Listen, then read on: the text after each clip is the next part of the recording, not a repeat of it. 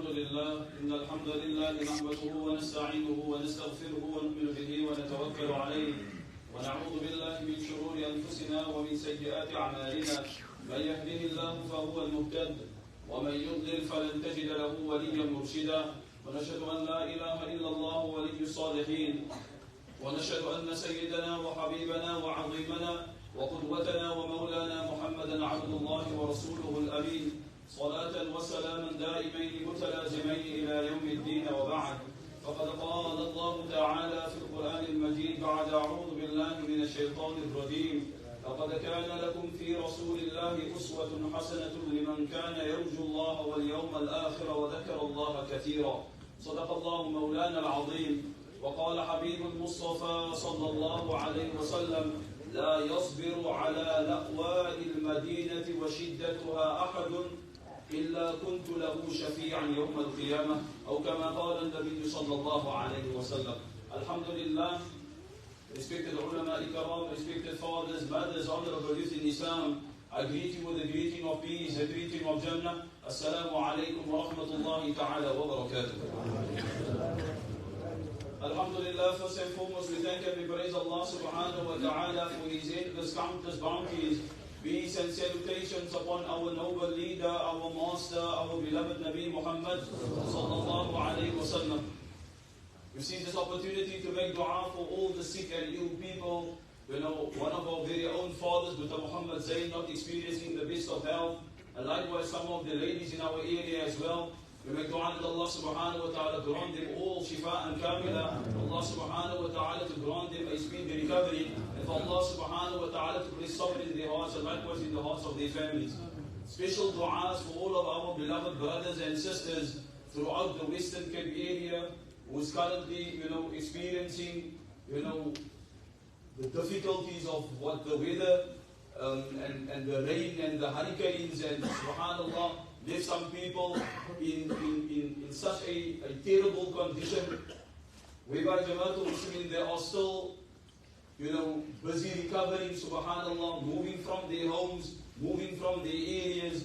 Urgent appeal is here for the ummah to make dua for them, for the ummah to assist them in whatever way we can assist them, inshaAllah ta'ala. Areas such as the Makassa area, areas such as the Stan area, and likewise throughout the Western Cape, we make dua for them. Allah subhanahu wa ta'ala to make it easy upon them. Allah subhanahu wa ta'ala to aid and to assist them. And for Allah subhanahu wa ta'ala to replace them, whatever they have lost with something far more greater and better. Ameen ya Rabbil Alameen.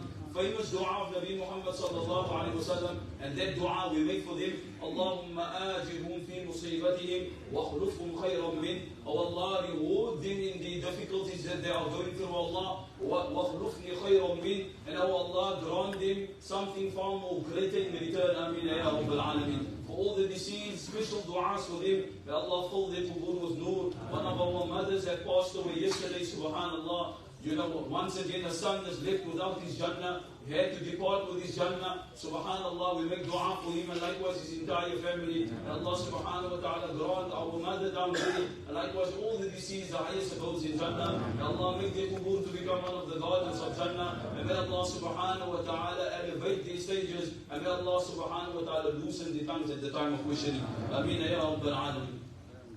Now of course, Jamaatul Muslimin, all of us have witnessed this week, if not last night or the night before, certain adhkar has been performed. Salawat upon Nabi Muhammad sallallahu alayhi wa sallam has been made in abundance. Subhanallah, and this can only, ring a bell. This can only, reignite that nur into our hearts, the love of Rasulullah sallallahu alayhi wa sallam. I read, that a famous alim by the name of Mullah Anwar Shah Kashmiri, who hailed from India, a famous pious scholar of Deen. Once he was on Hajj and he happened to visit Medina, and Medina was his last stop before going home again. And he happened to see this youngster down there in Medina, wasn't properly dressed, nor did he have food to eat.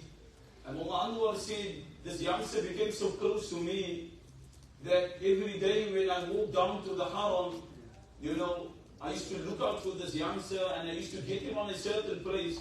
And whenever I got him, we would spend some time in the Haram And from there I will take him for a meal. And from there I will take him with me to, sleep in my abode where I'm resting. And he says, as my time drew closer to the end of my stay in Medina, I asked this youngster, okay youngster, so I'm heading back to my country. Wouldn't you want to go with me? And don't worry, in India, where we are going to, inshallah, I'll be able to give you a proper residence. I'll be able to dress you with proper clothing. And I'll be able, inshallah ta'ala, to feed you a proper meal, 3 times at least for the day. This youngster said, oh, it sounds amazing. And this youngster takes the hand of Mullah Anwar Shah Kashmiri, and as they are about to leave the Haram Sharif, this youngster takes a few steps, and he pauses. And he looks back, and he looks at the green dome. And he asks Mullah Anwar Shah Kashmiri, Maulana, can you tell me, will you be able to give me this green dome as well? Maulana, will you be able to give me this green dome as well, wherever we are going? Mullah said to him, you know what, my youngster, that I'll be able to give you everything and anything besides the man residing in that green dome. This youngster said to him, Maulana, then please give me ma'af afwan, shukran for what you have offered me, but I'm okay then with my condition, not having clothing on my back, and not knowing where my next meal will come from. At least I am within the company of Rasulullah. Nabi Muhammad sallallahu alayhi wasallam, when he arrived or came from Makkah to Medina, he made dua for Medina. Now many times we find ourselves on Umrah, we find ourselves on Hajj, and Allah alone knows. Allah alone knows, what respect and adab we display when we are in Medina.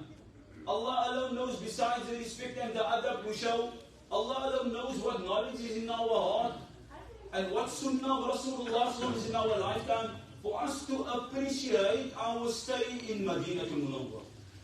We find many times we visit Medina and it is mere but only a visit. It is mere just to have a look at the moldings and the different designs of the masjid, to how the masjid have been structured. We are amazed with the lampshades in Medina to Munawwara. We are amazed with all the material things, yet the person residing in that particular building, Wallahi al-Azim, had absolutely nothing to do with the material things of this world. So Nabi Muhammad, as he entered Medina, he said, oh Allah, you have made Makkah sacred because of your Khalil Ibrahim. You have made Makkah sacred because of Nabi Ibrahim. Oh Allah, I beg you, make Medina sacred because of me. First dua. Second dua, oh Allah, remove all sicknesses from Medina. Third dua. Second dua. Third dua. Nabi Muhammad said, لا يصبر على لأواء مدينة وشدتها أحد. Oh Allah, whosoever will visit Medina, whosoever will visit Medina, and not only visiting Medina, but he makes sabr on the weather, the climate of Medina. He makes sabr on the people of Medina and these shortcomings. Oh Allah, let it be that I will take them by their hand and put them into Jannah. This is the dua of none other than Rasulullah sallallahu alayhi wa sallam. And many times we find ourselves in these places, on the mataf, in front of Masjid al-Nabawi. Then we find ourselves in the Rawdatul Jannah, and we are more fascinated than with our phones. We are more on our phones and busy with ibadah. We are more fascinated with things, buildings, than we are fascinated in making ibadah, than trying to get myself into the Rawdatul Jannah. For those who haven't been there as yet, may Allah subhanahu wa ta'ala take us all with our families. To understand, Medina is Madinatul Munawwara because of the life of Rasulullah sallallahu alaihi wasallam. Medina is not Munawwar. Hijaz was it before. Hijaz. That area was called Hijaz before. But with the coming of Rasulullah sallallahu alaihi wasallam, it was then known as Medina. And not only Medina, but Munawwara. Why Munawwara? Because the Nur. Munawwar comes from the word Nur. Because Nur spread from that masjid throughout the four corners of this world. What Nur? The Nur of Hidayah. Nabi Muhammad didn't sit in Medina in the masjid and just made dua for everyone to accept Islam. No, this was not the pattern. He sallallahu alayhi wa sallam didn't sit there with his ashab, with his companions, and just sit down there in the masjid and pull tasbih and making salah and reading Quran. And guess what? People just reverted to Islam. Never the case. As how we see today, people are not reverting to Islam just by chance. I swear by Allah, Islam, the Nur of Hidayah spread throughout the four corners of this world because of the effort of Rasulullah sallallahu alaihi wasallam.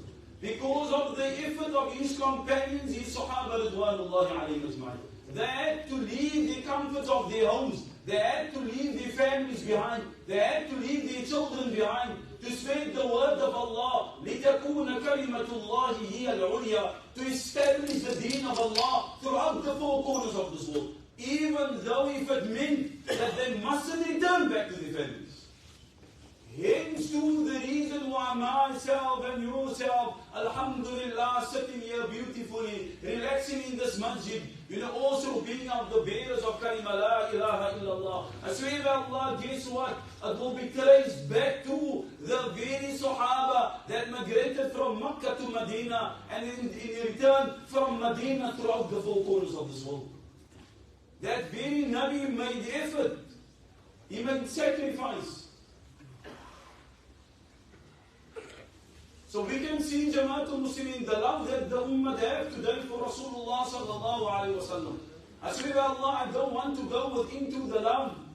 Because unfortunately at times, if we should really try to introspect if it is even love, then I'm afraid we'll come to a conclusion that the love is a bit mixed with nifaq.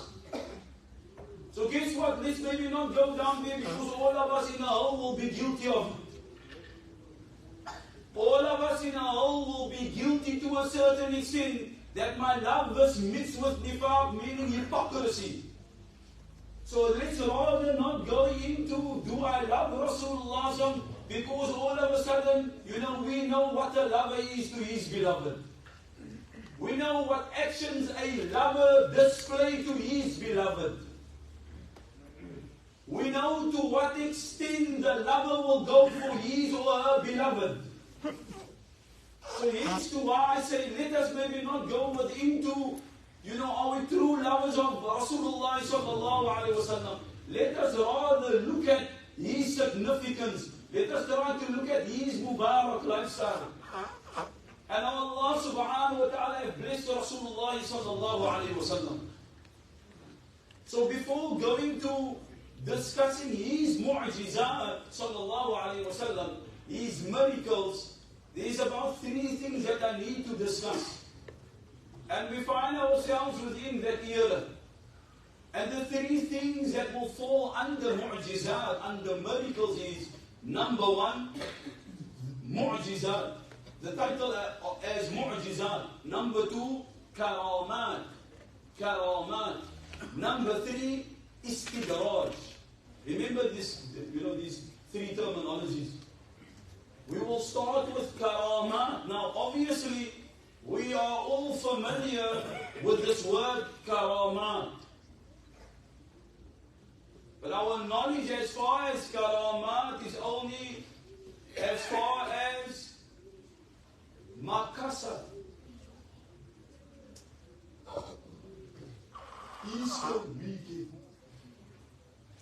That is as far as my knowledge goes. If I hear the word karamat, my knowledge just stretches till, karamat. But karamat, the terminology means the supernatural actions of individuals other than the prophets that was done by pious people. Not on a daily basis, but occasionally. The supernatural actions, meaning that no one else could do what they have done. To give you a bit of an example, subhanallah, that in the time of Rasulullah sallallahu alayhi wa sallam, there was a lady, and the riwayah comes in Al-Bidayah wal-Nihaya, and the author of the kitab being Abu al-Fida ibn Kathir, rahmatullahi alayhi. He says, in the time of Rasulullah sallallahu alayhi wa sallam, there was a lady known as Sa'ib. Ajuzan Amya. She was an old lady, and she was also blind. She was a lady. Remember what I said? Her son happened to be with Nabi Muhammad sallallahu alayhi wa sallam. And as her son is sitting with Nabi Muhammad sallallahu alayhi wa sallam, he passed away. Inna lillahi wa inna ilayhi raji'un. Now in the company, he passes away right in the company of Nabi Muhammad sallallahu alayhi wa sallam. Nabi Muhammad sallallahu called Anas ibn Malik. Rasulullah sallallahu said to him, "Oh Anas, go to his mother, convey the message to his mother." Anas went off to his mother and said to his mother, "Ya احتسبي عند الله. Hope for the mercy of Allah subhanahu wa ta'ala. Your son have just passed away." His mother looked at Anas ibn Malik. She said, "Pass away? Take me to the company of Rasulullah sallallahu alaihi wasallam. I want to see." This mother came alongside with Anas ibn Malik. She came right into the room, into the place where her son passed away. She came and she sat at the feet of her son. Now when we say the dua of mothers is powerful, this mother sat at the feet of her son. She raised her hands. She made a dua. Allahumma aslamtu laka taw'an wa khala'tu al-awthana zuhda wa hajartu ilayka raghba. Oh Allah, I reverted to Islam freely, oh Allah. I gave everything for you, oh Allah. وَخَلَعْتُ الْأَوْثَانَ الزُّهْدَ.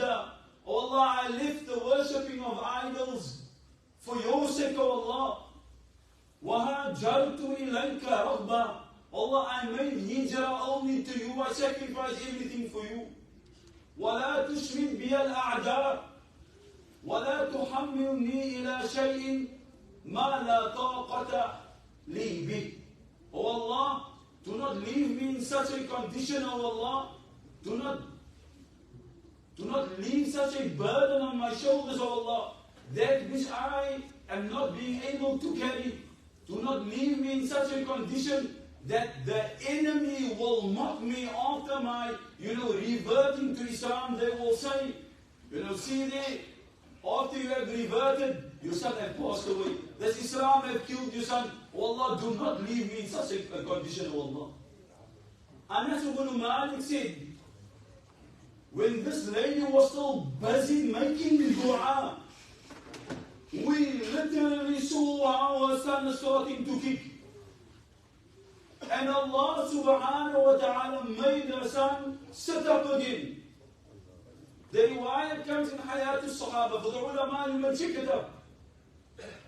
In the company of Nabi Muhammad sallallahu alaihi wasallam, it is stated that her son lived throughout the life of Rasulullah sallallahu alaihi wasallam, throughout the life of Abu Bakr, and he happened to pass away in the Khilafat of Umar ibn al-Khattab radiyallahu anhu.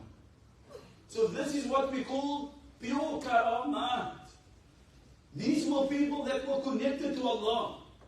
Now by saying she couldn't make dua by all the people that had passed away. It happened only maybe once. But this is only individuals that were blessed only by Allah.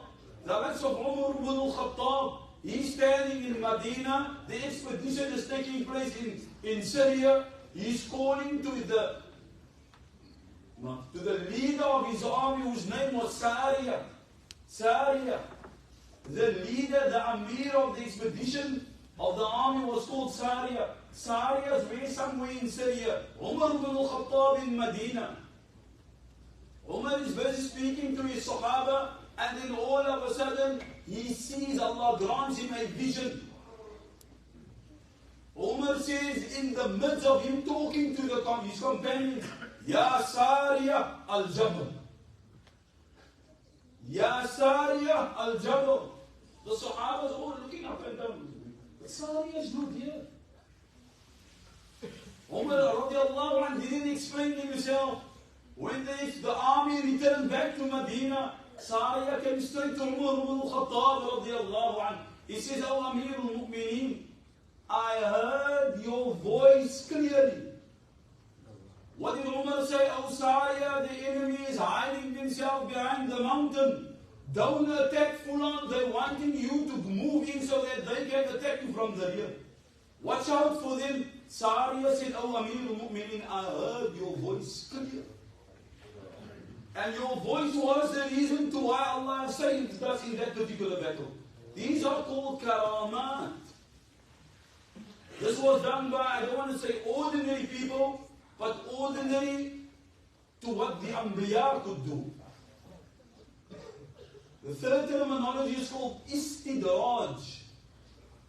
Now this supernatural actions is unfortunately referred to wicked people.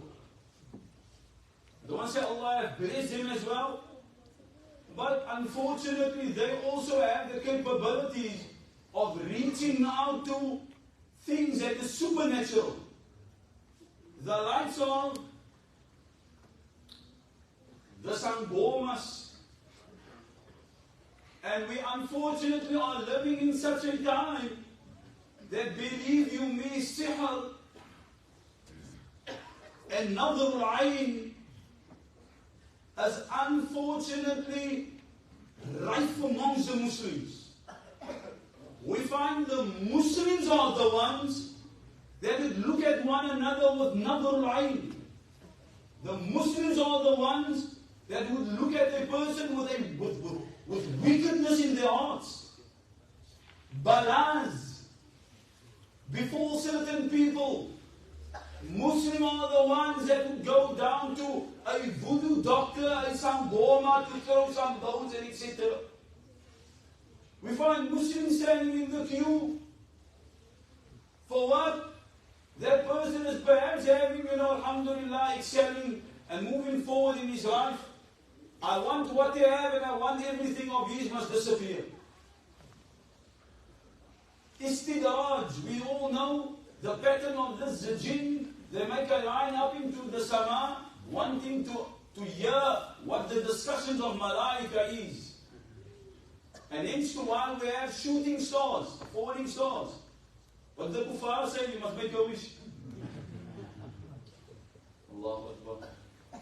The falling star is not a time to make wishes, brothers.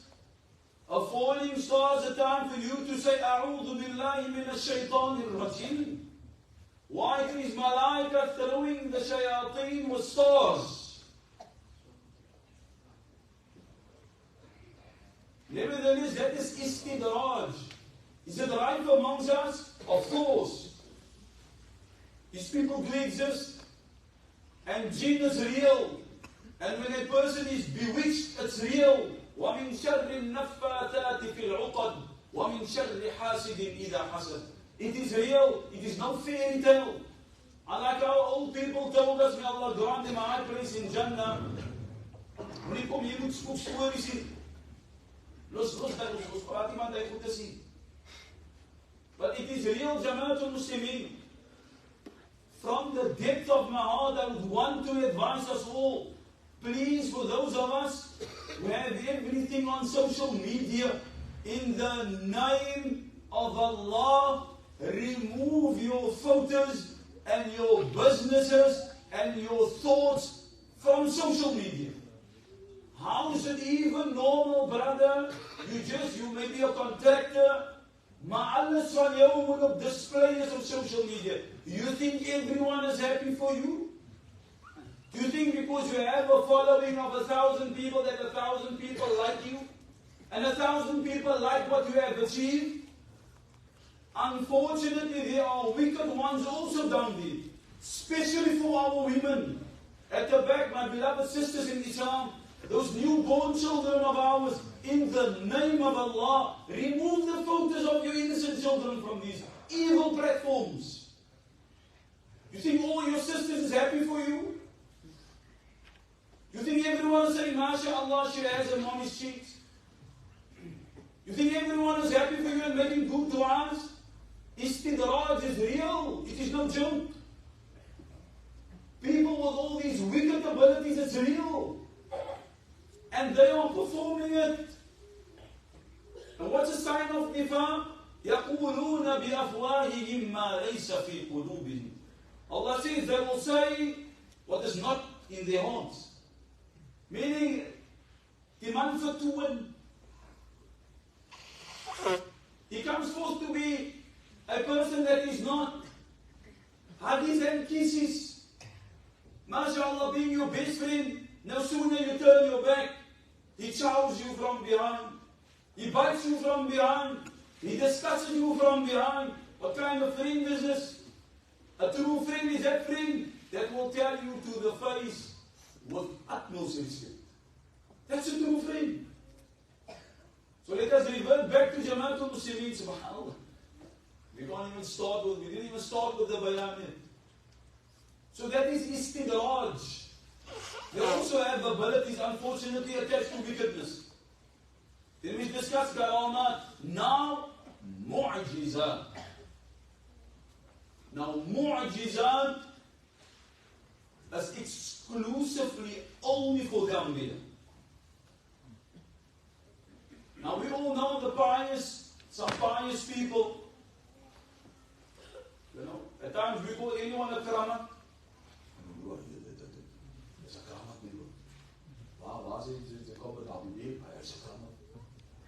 You don't know. And don't make new statements. Don't make anyone a karamat. Unless it comes here, do a karamat. Because we don't know the people. Karama, that is between him and Allah. Mu'jizat is a title that was given only to the Anbiya. The likes of Nabi Musa, we all know.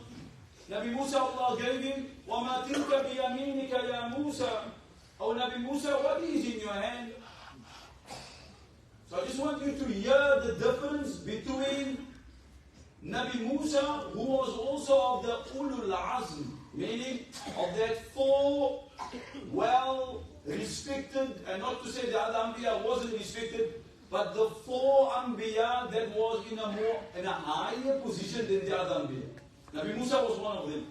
But Allah asked him, "Oh Musa, what is that in your hand?" He said, قَالَ هِيَ عَصَائِ. Allah, this is my staff, this is my stick. أَتَوَكَّلُ عَلَيْهَا. Oh Allah, you know, the reason for my stick is, I work with it, I lean on it. وَأَوُشُّ بِهَا عَلَى غَنَمِي. Oh Allah, yeah, and there, I guide and protect my cattle, my sheep. وَلِيَ فِيهَا مَآرِبُ أُخْرَى. And oh Allah, in this particular stick of mine, there's many benefits. We all know Nabi Musa split the ocean, the sea, with a very same sea. So, mu'jizat, miracles they could perform. وَكَلَّمَ اللَّهُ مُوسَى تَكْلِيمًا. He could speak directly to Allah subhanahu wa ta'ala. Now this is Nabi Musa. We all know Nabi Isa. We all know the mu'jizat of Nabi Sulaiman. But when it comes to Rasulullah sallallahu alayhi wa sallam, everything changes. Everything literally changes. Nay, everything was a mu'jiza. From the walking, to the talking, to the standing, to the watching, to the hearing, to the standing, to the eating, to the throwing, everything of Rasulullah sallallahu alayhi wa sallam was a mu'jiza. To even he sallallahu alayhi wa sallam sleeping was a mu'jiza. It was not of the ordinary like the rest of his brothers that was Anbiya. Not even like the four. Nabi Muhammad sallallahu alaihi wasallam was on a level beyond everyone. وَإِذْ صَرَفْنَا إِلَيْكَ نَفَرًا مِنَ الْجِنِّ يَسْتَمِعُونَ الْقُرْآنَ. It is stated that the karama or the mu'jizat of Nabi Muhammad sallallahu alaihi wasallam, the miracles and the status of Rasulullah went beyond the human race, nay, beyond jinkan, nay, beyond the animals, nay, beyond the inanimate objects. The jinn, they move in packs, right? وَإِنْ صَرَفْنَا إِلَيْكَ نَفَرًا مِنَ الْجِنِّ يَسْتَمِعُونَ الْقُرْآنِ. Once they flew, around as jinn, they don't walk on the ground, they fly, right? Some of the ulamas of the opinions about 5 meters, 3 meters high, but they don't walk on the ground. And as they flew over Madinatul Munawwara, whilst Nabi Muhammad was standing in Salah, يَسْتَمِعُونَ الْقُرْآنِ.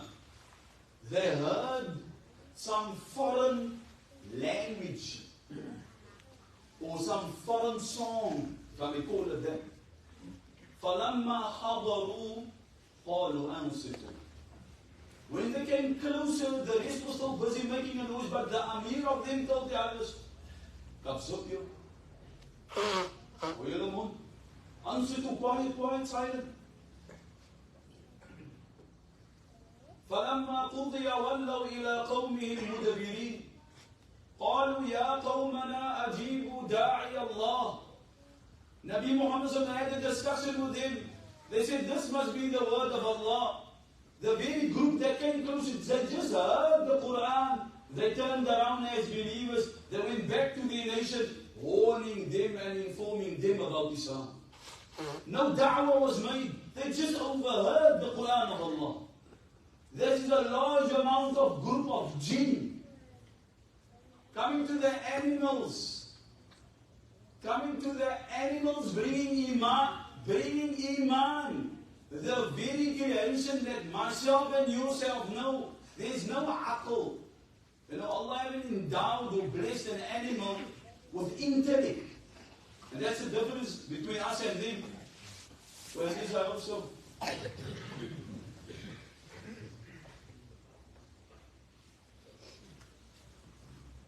Hadith reported by Anas ibn Malik radiallahu anhu, comes in Hayat al-Sahab in Bidayah wa Nihaya. It says, كان أهل بيت من الأنصار لهم جمل يسنون أو يسنون عليه وإنه استصعب عليهم فمنعهم ظهره وأن الأنصار جاءوا إلى رسول الله صلى الله عليه وسلم فقالوا إنه كان لنا جمل نسي عليه وأنه استصعب علينا ومنعنا ظهره.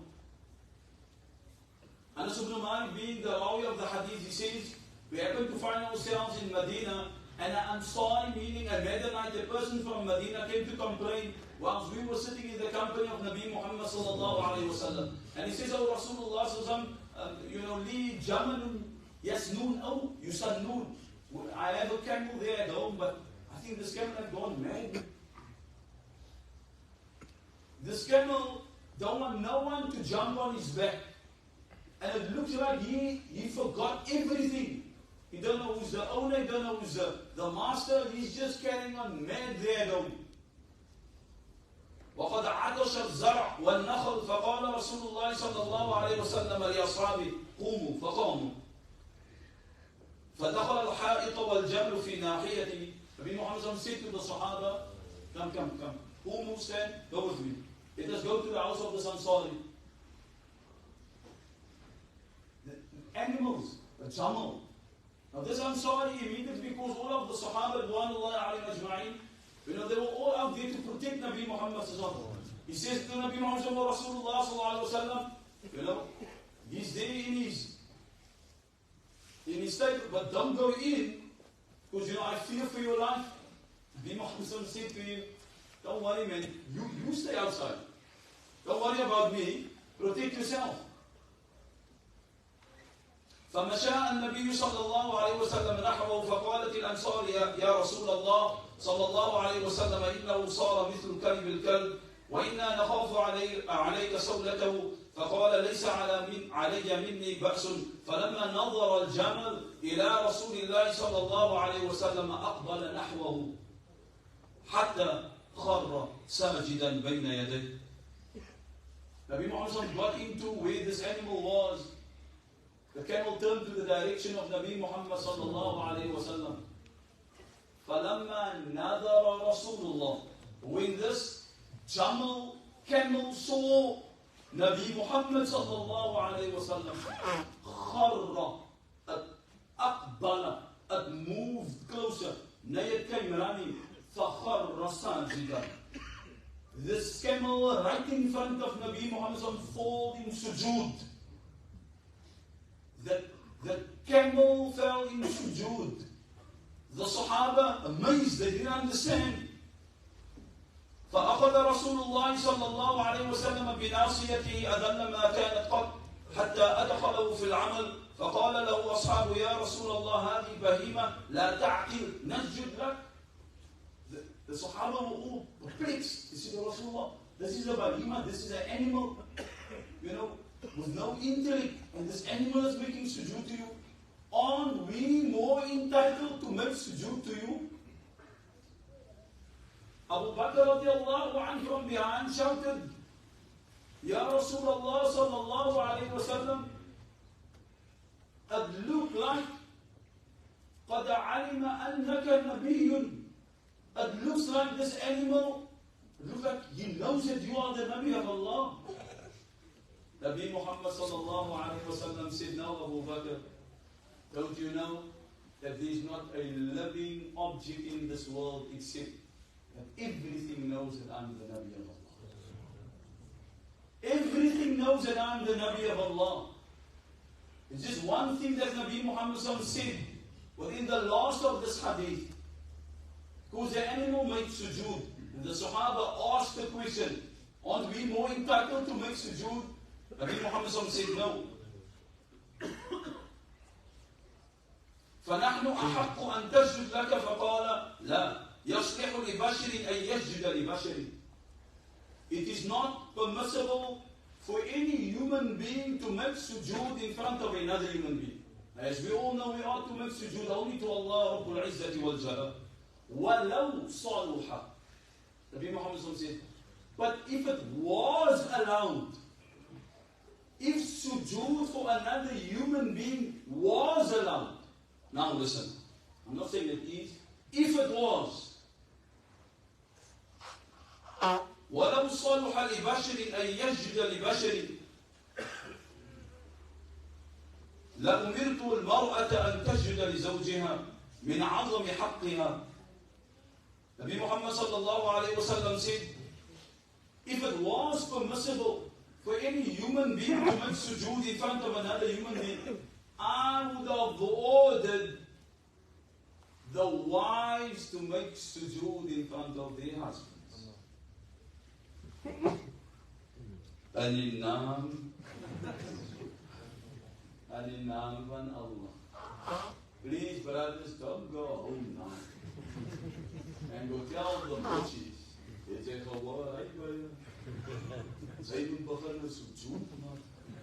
remember, it is liar Jews, it is not permissible.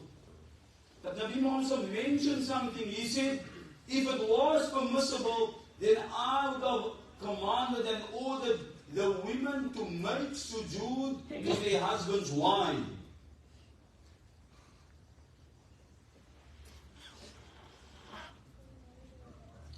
من عظم حقه عليها والذي نفسي بيده لو كان من قدمي إلى مفرقة رأسه قرحة تتفجر بالقيح والصديد ثم استقبلته فلحسنته ما أدت حقه. Nabi Muhammad sallallahu alayhi wa sallam said, I would have ordered the wives to make sujood for their husbands because out of the respect that the wife's supposed to show to her husband. Nabi Muhammad sallallahu alayhi wa sallam said, and even, in fact, the Rawi of this hadith is Aisha radiallahu anha.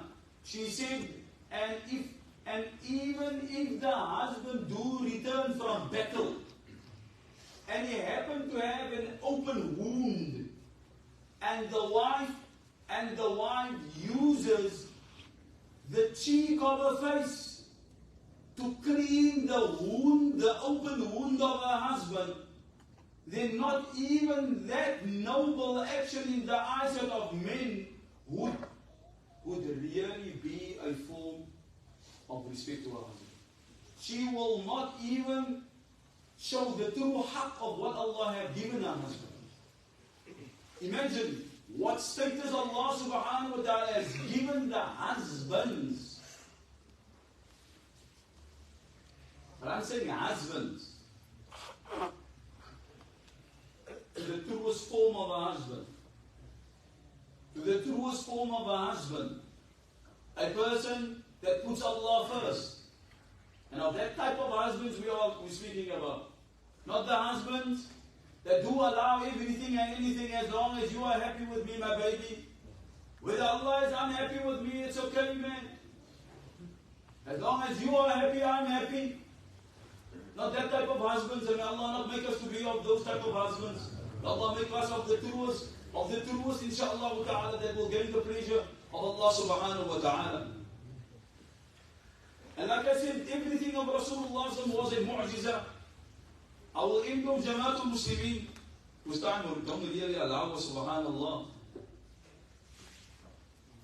With the famous hadith of Abu Hurairah radiallahu anhu, whereby Abu Hurairah discusses the dua of Nabi Muhammad sallallahu alayhi wa sallam. What was the power of the dua of Rasulullah sallallahu alayhi wa sallam? Abu Hurairah said, قَالَ أُصِبْتُ بِثَلَاثٍ مُصِيبَةٍ. He said, there was 3 afflictions in my life. 3 difficulties that I went through in my life that I will never ever forget. Who says? Abu Hurairah. Now we need to remember, Abu Hurairah is not ordinary Sahabi. Right? Abu Hurairah was of the Ashab al-Suffah. Now for those who were in Medina, if we look at where the qabr of Rasulullah is, then next to it is the Rawdatul Jannah. Am I right by saying so? Yes. Then behind the qabr there is an elevated ground. It's like a step up with a crowd here around it. A type of fence. It's in the masjid. I don't know if the brother saw, because it makes no sense, it's a different masjid in Nabi Bakara. It's an elevated platform with a crowd here around it. That is called the Suffah. That is where all the destitute, the poorest of the poor Sahaba lived. They stayed where? In Masjidun Nabawi.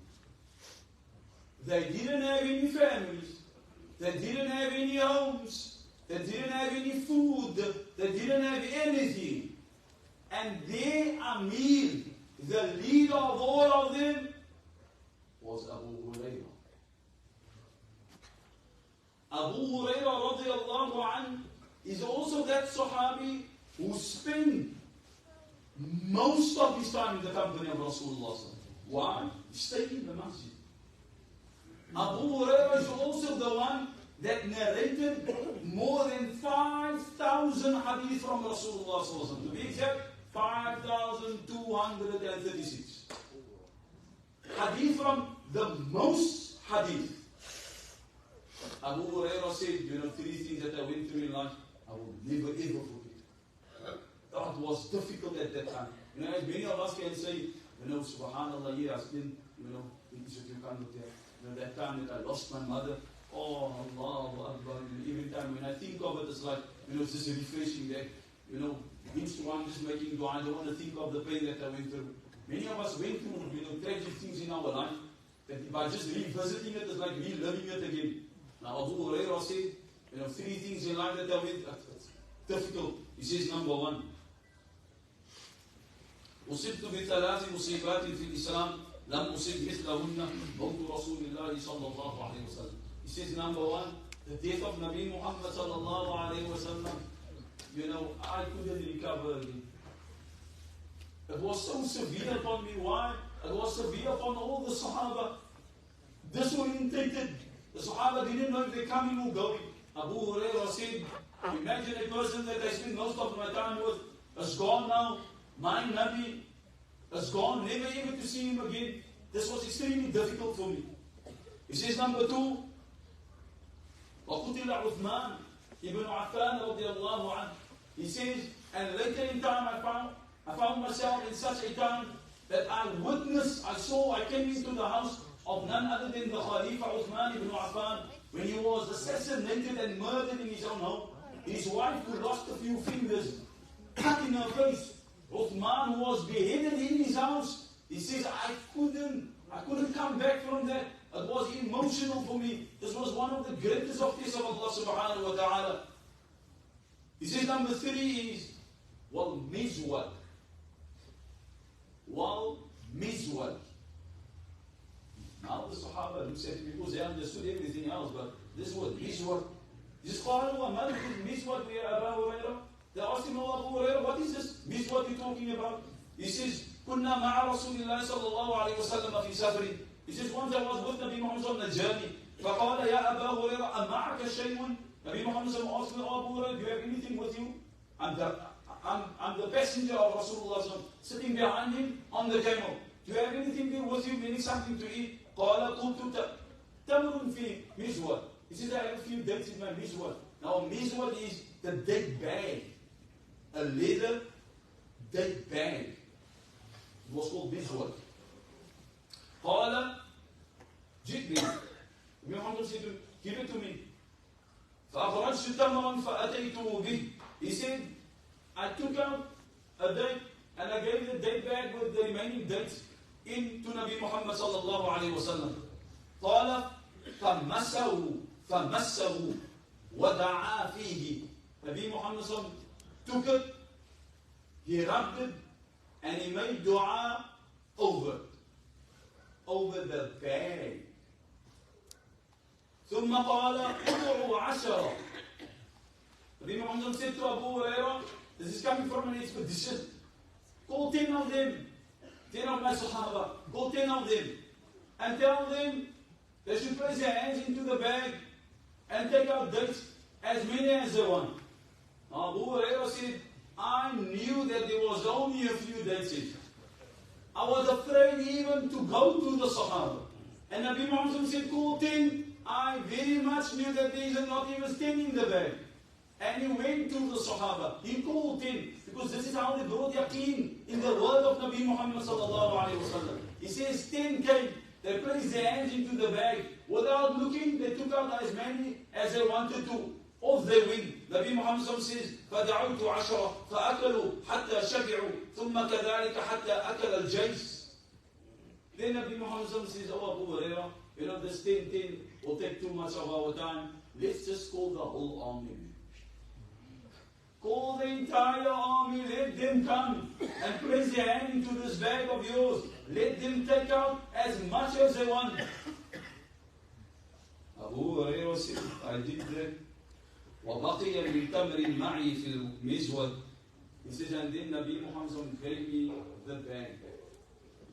He says, and ever since Rasul gave me that bag, I never looked inside. Whenever I was hungry, I would just put my hand in and remove as many of days that I want to eat to my fullest, and then just continue. He said, this went throughout the life of Rasulullah sallallahu alaihi wasallam. Throughout the life of Abu Bakr and Siddiq. That's another 2.5 years. He said, throughout the life of Umar ibn al-Khattab, that is another 10 years. He said, when it came to the life of Uthman, the Khilaf of Uthman ibn Affan ruled for 12 years. He said, when it came to the Khilafat of Uthman ibn Affan, within this fighting of those who wanted to kill him, I happened to lose, I lost this battle. He said, this was one of my greatest of tragedies. I lost something which Nabi Muhammad made dua for. And I very much knew if I still had to have that bag, dates would have come out of that bag till the day of Qiyamah. Like how the Zamzam is flowing from the time of who till when? Ila akhiri sa'a, to the last of time, subhanallah. May Allah subhanahu wa ta'ala grant us tawfiq and hidayah. May Allah subhanahu wa ta'ala make us true lovers of the sunnah of Rasulullah sallallahu alayhi wa sallam. Subhanallah wa bihamdihi, subhanakallahumma wa bihamdihi, nashhadu an la ilaha illa anta, nastaghfiruka wa natubu ilayk. To say announcement, Jama'at Muslimin, this coming Sunday, inshallah, the 1st of October 2023, the youth will be visiting Aziza's place, home orphanage in Parklands, Lower, inshallah ta'ala, presenting the dhikr program down there, inshallah ta'ala. We'll be leaving our masjid at 9 a.m. inshallah. All the youth is requested to participate, inshallah ta'ala. And also an urgent appeal for assistance to all communities in aid of the families affected by the recent storms in Makassar, Sunflame. The requirements is, inshallah ta'ala, the food and clothing and blankets, etc. inshallah. The contact person is, however, Mutashaddi, our masjid's Mu'adhin, inshallah ta'ala. Please be in contact with him, inshallah ta'ala. Alhamdulillah, he's been taking our youth down there to the orphanages. He's in Sunflay and likewise in Makassar, inshallah ta'ala. So please be in contact with him if it is that we have anything to assist our brothers down there and our families and our sisters down there, inshallah ta'ala. Please be in contact with him, inshallah ta'ala. May Allah subhanahu wa ta'ala kindly protect us all. أقول قولي هذا وأستغفر الله لي ولكم. سبحان الله وبحمده سبحانك اللهم وبحمدك أشهد أن لا إله إلا أنت نستغفرك.